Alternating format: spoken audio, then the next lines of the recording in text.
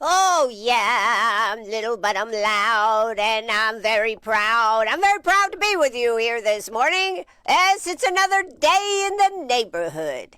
Yes, it's kind of early, 'cause I've got an appointment with a talk this morning, so we're going to have to finish up a little early. So I thought, what the heck, I'm just going to come on and start now. So how are you doing, Greenwood? I'm great. I'm great. It's been outside with Penny. It's quite lovely outside. Thought I'd do a quick check of the weather before we get started talking about so many things going on. So here it comes. Right now, it is 57 degrees out there, and it actually feels like 57 degrees. We are looking for a high, whoop, whoop, 75 degrees. Yesterday, not so nice. I mean, it just seems like this weather is all mixed up. And but hopefully we have finally turned the corner here, and we're going to have some decent warm weather. So what do we have? We're looking for a high of 75, low of 53 tonight.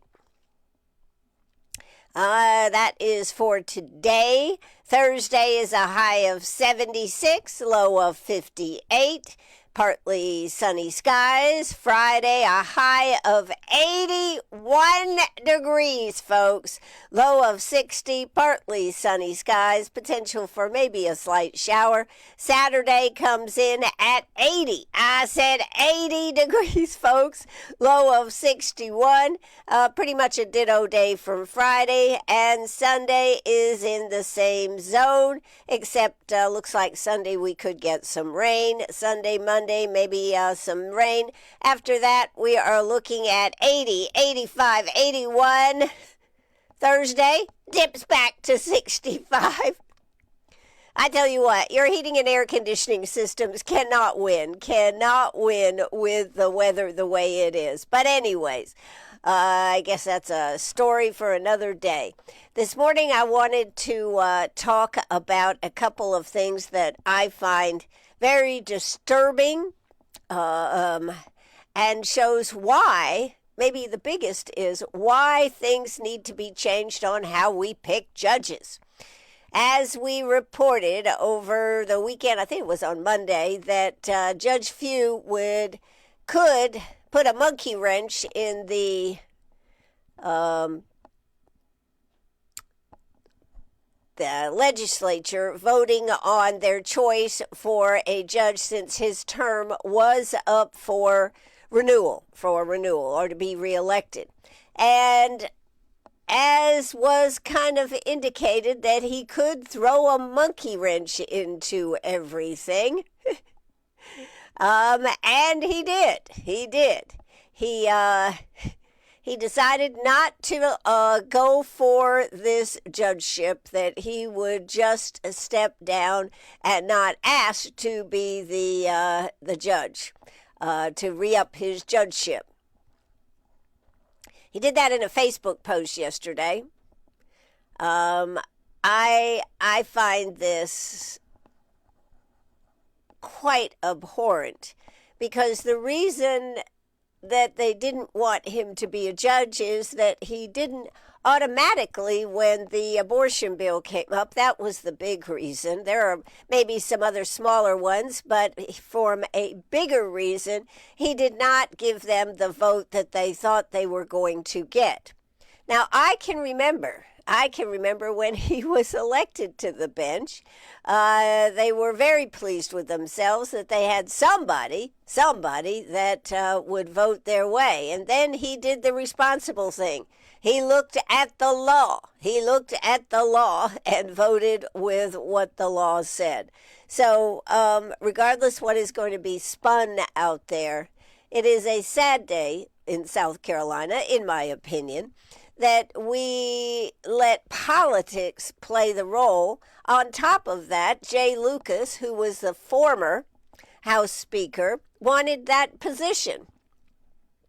And basically, the House had fallen in lockstep with with going along with that, even though Jay Lucas has I repeat, no judicial experience. Yes, he is a lawyer, but he's never been a judge at any level. Don't you think that's kind of odd? Wouldn't you want somebody that had some judicial experience if you were going to be put in the highest position in the state of South Carolina in deciding cases? I would think so.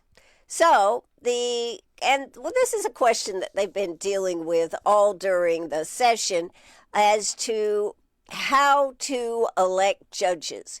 Is it flawed to elect judges, whether they are to the South Carolina Supreme Court, or whether it is to any other level of judicial office? Is it a problem that we do not, that legislators get to vote on the people that will be in judgeship positions? There are many people out there that say, yes, that is a problem. There are some that say, no, it works just fine. But how many legislators down in Columbia are also lawyers? Well, we've got two right from our area, Senator Billy Garrett and Representative John McCravey.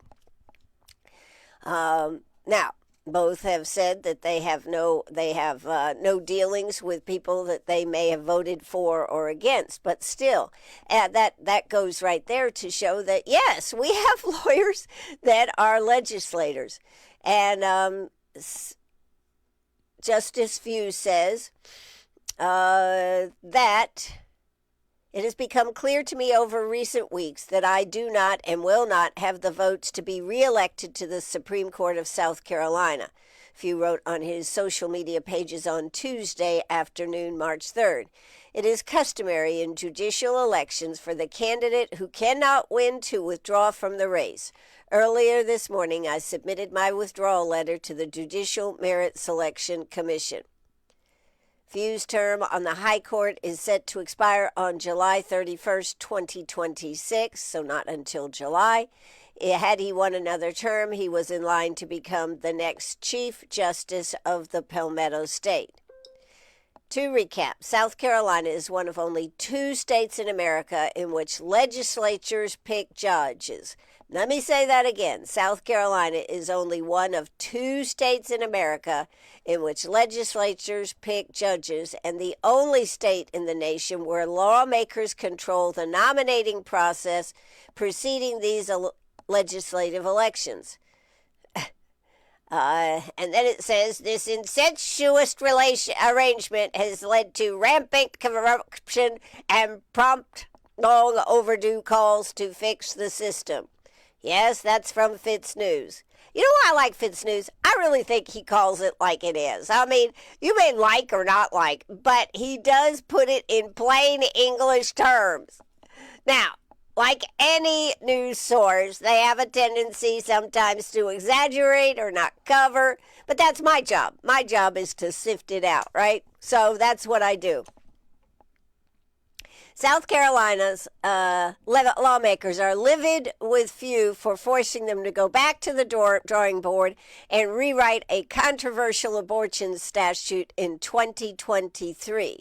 While Few has been falsely accused of judicial activism on this issue, the truth is he faithfully interpreted the state constitution, which lawmakers reluctantly acknowledged when they passed the new abortion statute. So they knew that the statute wasn't, or he pointed out that the statute wasn't strong, and so they went back and rewrote the bill, and now they have something better. Is that a failing of the judge? No.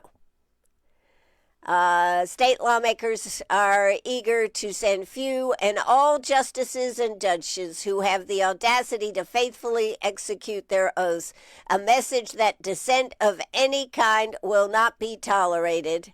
And I think this does send a big one. I think the very fact that they were considering Jay Lucas, who left, if I remember correctly, he even left in the middle of a session. He didn't even wait till the end of session. He's not a judge. He is a lawyer, but he's not a judge. He has worked for Prisma, big corporation, since leaving the House. And now he wants to come back with only 3 years to the required retirement date. And in some of the discussions that the legislature had with him, he suggested that the legislature should just overlook their rule of retirement. That is just phenomenal to me. That is just phenomenal. But anyways, there were 2 or 3 other candidates that were equally qualified, but Jay Lucas had been greasing the skids, working the system to get that position. Was that correct? No, I don't think it was correct. I think it was also incorrect that the legislators were going along with it. So, I wanted to bring this up because I do think it is a big issue and shows a big problem in our state on a very, very important issue, and that is, of course, electing our judges. Few wrote, I accept this reality about not having enough votes. I take pride in everything I have done in my 26 years of judicial service, no regrets. During the same time, I have been coming to grips with the reality that I cannot win this race. My excitement over returning to private sector has grown exponentially. So he says, there will be no soft landing for me, Few concluded, as I plan to return to the active practice of law with the same energy and enthusiasm that has defined my career as a judge and a justice. Until yesterday's decision, Few, the judicial election scheduled for today, was expected to be a coronation of former South Carolina House of Representatives Speaker Jay Lucas. Now Lucas' ascendancy to the high court is much less certain proposition. Some are saying that Judge Few fell on the sword in order to protect the process, and some, such as Senator Shane Massey, gave him kudos for doing that. So here was what's going to happen. So according to the South Carolina Code of Laws, Few's withdrawal means the election for the office may not be held today. And now the South Carolina Judicial Merit blah, blah, blah, must make nominations for the office as though a new vacancy without an incumbent exists in that office, including reopening the application process with all required notices. So this is something now that is going to take time.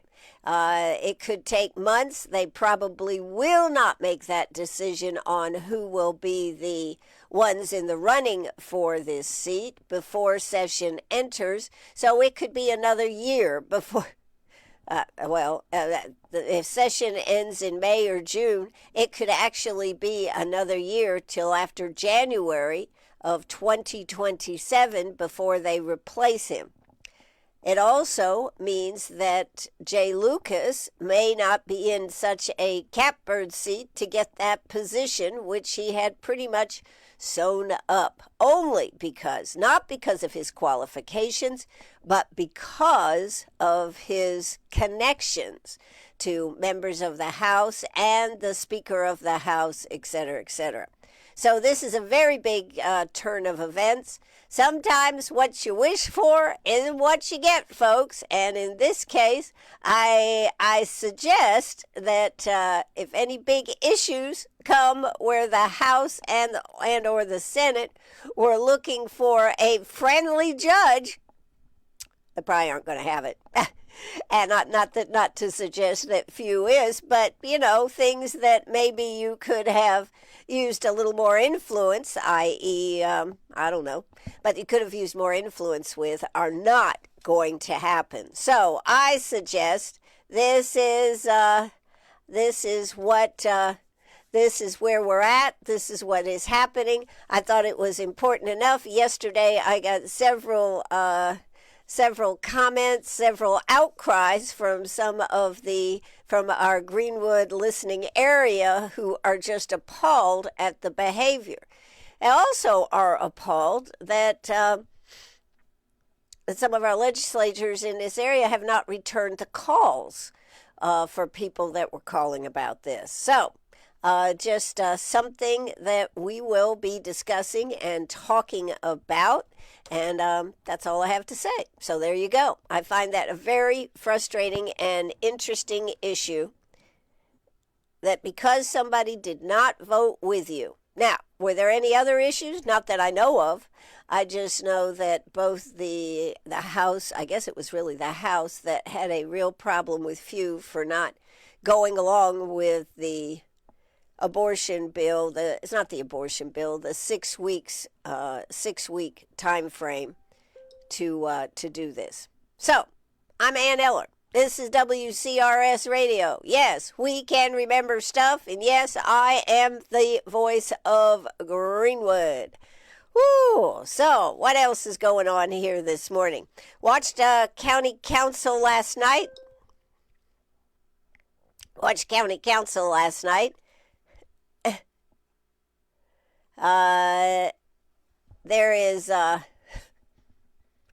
was nothing going on last night. Nothing going on other than, I mean, this is big news. It looks like they are ordering the fire truck for a county fire station. I just know they're ordering it. The big news was, quote, they didn't have to pay for it. It does take about 18 months. It is one of the items on the capital sales tax project. So I'm sure when it comes in, we'll be being touted at how smart we were to vote for this capital sales tax project. So anyways, that was probably the big news out of that. They are going ahead and ordering it. I think, and I'm doing this from memory, so is it a $3 million purchase? And they say that by the time that the fire truck is here, they will have the money for the capital sales tax. I think it was a number 2 item on the new capital sales tax project that was voted on in 2025. Yes, 2025. So I just thought I would mention that. Other than that, a bunch of changes to zoning, nothing really exciting. I don't even think it was an hour-long county council meeting, if that tells you anything. Short, to the point, and let's get the heck out of here. That was my impression of Tuesday night's meeting. So that will conclude that. You are now been updated on county council. However, another great story, and goes to how cool is it to have the Greenwood Genetic Center here, is from the Index Journal that the Greenwood Genetic Center receives a $1.1 million in federal funding for Alzheimer's research. So that is huge. Could transfers of healthy power sources into cells lead to therapies for treating disease of the central nervous system where cells stop working or die? Rich Street, Director of Research at Greenwood Genetic Center, is optimistic the question will be answered and that it will help treat diseases such as Alzheimer's and ALS, also known as Lou Gehrig's disease. They received a $1.1 million in federal funding for Alzheimer's research. The grant for $1,106,000 is congressionally directed spending through the CDC supports advanced research for the Carol A. Campbell Jr. Alzheimer's Initiative, according to the news release from Greenwood Genetics Center. The release includes statements from family members of the late Carol A. Campbell, former South Carolina governor for whom Alzheimer's Initiative is named, and a statement from U.S. Senator Lindsey Graham. So this is a huge step forward.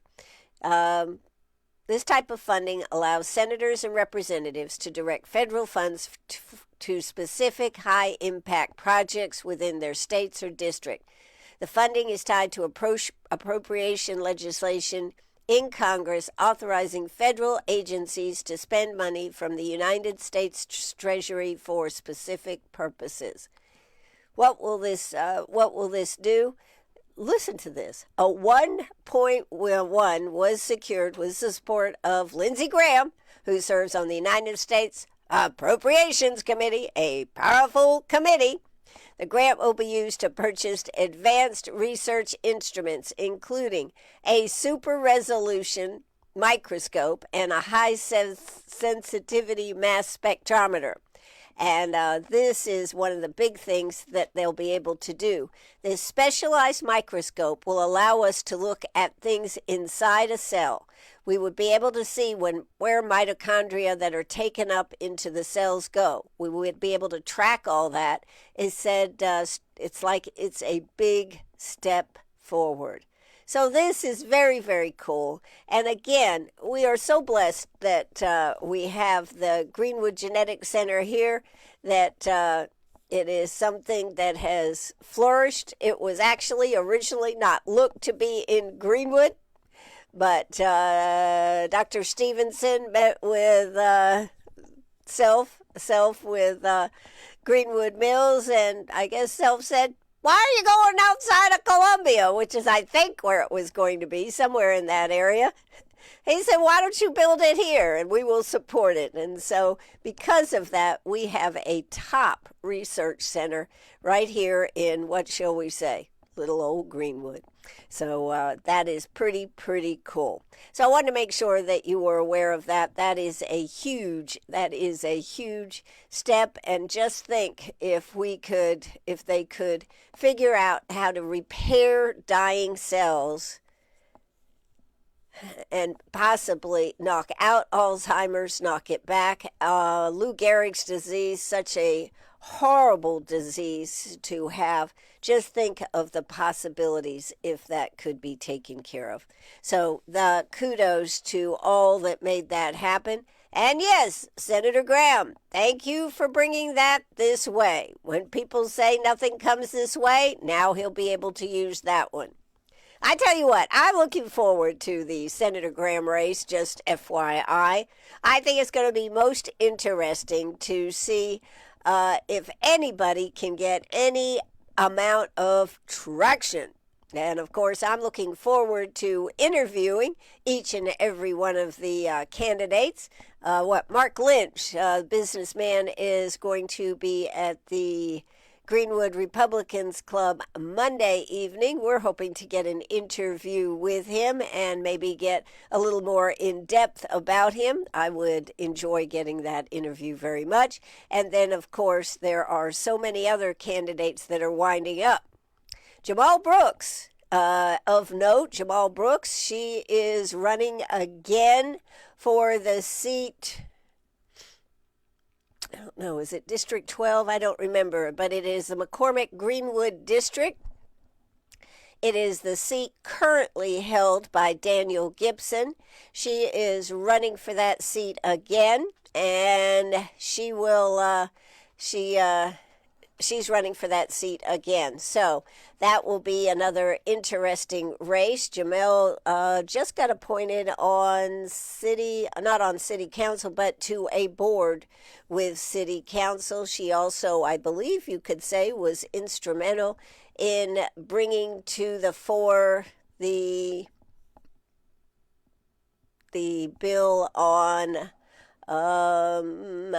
hate speech. There we go, on hate speech. So this will be an interesting contest between Daniel Gibson and Jamal Brooks. Of course, all candidates have until the 30th of this month to sign up. And in fact, you can't actually officially sign on the line until I think it's the 15th or 16th of March. So this is going to be an interesting time to see how all this shakes out. I did interview Jamal Brooks, I think it was not last year, maybe the session before, when she ran against Daniel Gibson. So she will, of course, be more seasoned and maybe have better ideas about what all it takes to do this. You know, it takes a lot. It takes a lot to run a campaign, to get well connected, and you need the support of your party, whether it is Republican or Democrat. Dr. Jamal Brooks is running under the Democratic ticket. So that's another piece of news that is out there. Now, I do have.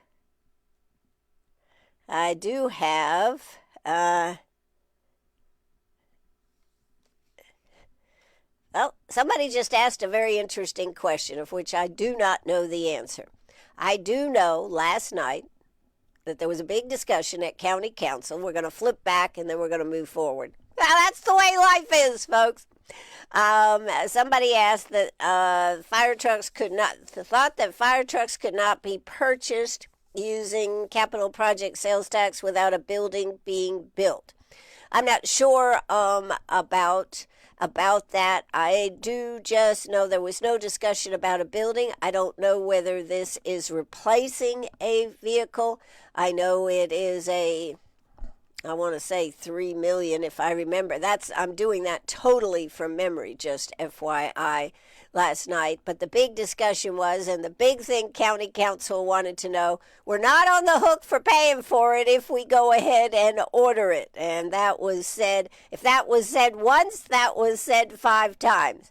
And they are saying it'll be about 18 months before that fire truck will be ready to be purchased. Evidently, there was a big powwow amongst the fire chiefs, etc., to make sure that they are getting exactly what they need, exactly what they want, and, of course, for the best price possible. But it will take 18 months. I found it interesting that one could go ahead and obligate without even a deposit just for getting a fire truck. I thought that, to me, was most interesting.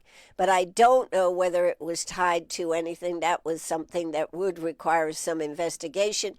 And again, what is this fire truck for? Is it actually replacing one, or is it to go with a new facility? I do not know the answer of that question. But right here on WCRS at the News Text, we appreciate all input from our people out there. If you'd like to call and text and leave a message, 864-332-9355. That's 864-332-9355.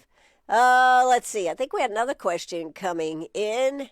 What did we have here? One of my texters, when I was talking about getting information from our representative, she says neither Sherry Biggs nor Lindsey Graham will return calls. All that is received is a form email. Well, that is not good. I mean, I am sure that they are inundated, and I suppose, I'm just supposing something here, that if you persist, they will, of course, get back to you. If you do not persist, then probably they won't get back to you because they are probably getting a lot of calls. I'm not to say that that's good or bad. I'm just saying that's probably what the philosophy is. So if it is something that you really want an answer to, persist, fill out the form, go through the process. That's just FYI, the way it is this way. So what else do we have here? Oh, I got another message here, so let's see what I've got. The texter says, I have been persistent, and Sherry is quite disappointing because I supported her. I don't expect anything out of Lindsey Graham. Well, that's a sad state of affairs, too, isn't it? Isn't it? If you want to contact me and let me know a little bit about what your issue is, I might be able to get some help for you. I'm not guaranteeing anything, and surely that is not the way it should be, but I might be able to get a leg up and try to find out what the heck is going on. I do know Sherry, and I do believe that if she knew that you were not being taken care of, she would be not happy. Now, Lindsey Graham's office, I don't know, but I do believe that if it was an issue that if it is an issue, if you had contacted, she would want to know.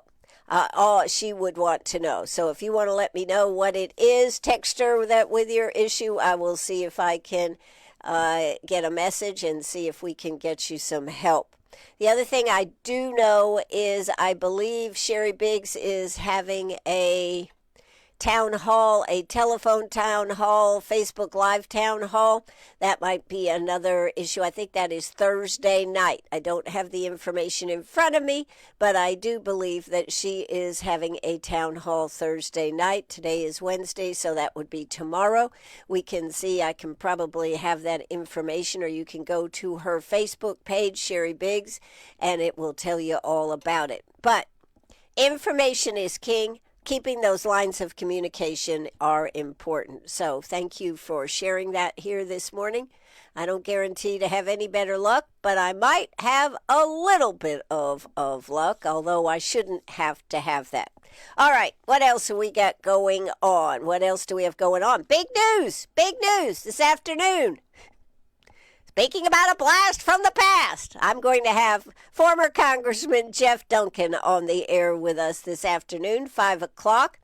We all know that he did not run for another session of Congress, and that's how Sherry ended up in that office. He is doing well, working in consulting for energy and everything.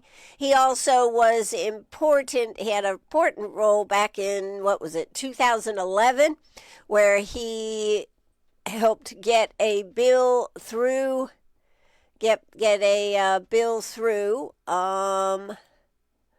Congress in back in 2012, 2011, 2012, Countering Iran in the Western Hemisphere Act of 2012 states that the U.S. policy to use a comprehensive strategy to counter Iran's growing hostile presence in the Western Hemisphere by working together with U.S. allies and partners in the region to deter threats to U.S. interests by Iran. So this was pretty huge back then. I thought we'd talk to him about how he sees this Iran war setting up, and also what he sees with the energy, because, we have a lot of questions right now about where we are at on energy, because that Strait of Hormuz is where a lot of oil flows through, a lot of tankers flow through, and right now, even though the United States had said that they would help get tankers through, some of the insurance companies are not so sure they want to insure this oil. So this could be a problem. The biggest thing that we can hope and pray for is that this war is over very quickly so that the price of oil does not skyrocket any more than it has. What was it, Sunday, I think, or Saturday maybe, it was $2.59. Last night I noticed it was $2.86. Don't know what it is today, but still we are looking at higher prices on that. I think the biggest thing that I have read and the biggest thing that I have heard about the conflict in Iran, Israel, the United States are doing a great job of knocking things out, and they have destroyed their navy. They have destroyed many of the places where they work. They keep getting. I tell you what, if I was in Iran and I was one of the muckety mucks there, and they said we're having a meeting to decide who's going to be our fearless leader, I think I'd say, can I just do it on a Zoom call? I think they knocked out a whole nother group of them that were meeting for breakfast or something the other day. So they were at 49. I do not know how many others, or they were at 40. Maybe they knocked out 49. By the time they get down to somebody that can do the job, it'll just be just a regular Joe. I'm the only one left in the room. I declare I am the leader. Anyways, I don't know how that's going to turn out. But the bottom line is what has been said is because they have, Iran has all these drones, missiles, that this is going to be difficult for the United States, for Israel, and any other of our allies that come on board with this to stop it. They can stop all the other stationary places that had weapons and all that other kind of stuff. They cannot, I repeat, they are not able to get a handle on these drones because they can be put in the back of a truck, moved to another area, taken here, taken there. So that gives them ultimate flexibility. So this is right now the issue, unless they can figure out a way to get the drones in a different place. So that's what we have right there. I still believe that, in my opinion, this was the right thing to do. They said they had enough enriched uranium to make 11 nuclear bombs, and that their desire was to get one here in the United States. So were we under attack? I don't actually know. But were we under attack? We have heard death to America for way too long. I think one of the things is the very fact that President Trump did not become passive on this, said enough is enough, and he's going forward with this. And for that, I think he should be congratulated, because no other president, not Obama, not Clinton, not Biden, of course not, would step up and do what was necessary. And that's what leadership is, doing the tough things when nobody else wants to do them. So from that standpoint, I think he should be congratulated. If this can be over quickly and we can make sure that Iran does not have a nuclear bomb ever, then an accomplishment to the world will be done. I think I need to say adieu, because like I said, I have a talk that I am doing this morning. Very excited about it. I'll be at the Greenwood Women's Club today to tell my story a little bit about Ann Eller, WCRS. How does a gal go from being a basket queen to a radio broadcaster? It's kind of an interesting story. Many of you know it, but I'm going to be sharing it with some people at the Greenwood Women's Club today. So have a great day.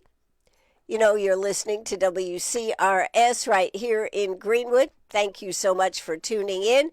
Don't miss 5 o'clock this afternoon, where my very special guest, former Congressman Jeff Duncan. So that'll do it for me. Let's drop the curtain, right, Penny?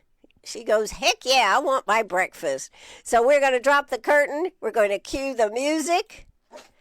Yes, we are, and say thank you for tuning in right here on WCRS. Bye-bye, everybody.